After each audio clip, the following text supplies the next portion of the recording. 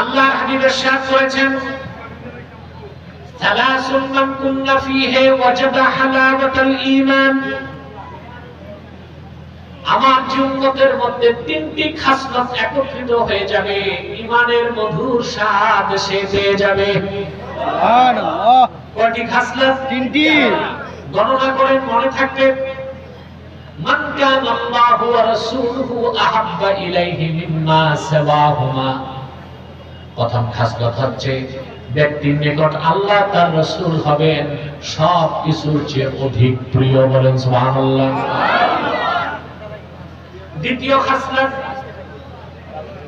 ওয়ামান ইউহিব্বু আবদান ওয়ামান ইউহিব্বুল মারআ লা ইউহিব্বুহু ইল্লা লিল্লাহ। দ্বিতীয় খাসলত হচ্ছে কোন ব্যক্তি আরেকজন ব্যক্তিকে ভালোবাসবে শুধুমাত্র আল্লাহর ভালোবাসার জন্য। আমাদের মধ্যে এই খাসলত আছে? জি না। আপনারা যে নেতাদেরকে ভালোবাসেন কেন? আল্লাহর ভালোবাসার জন্য? কথা বলেন।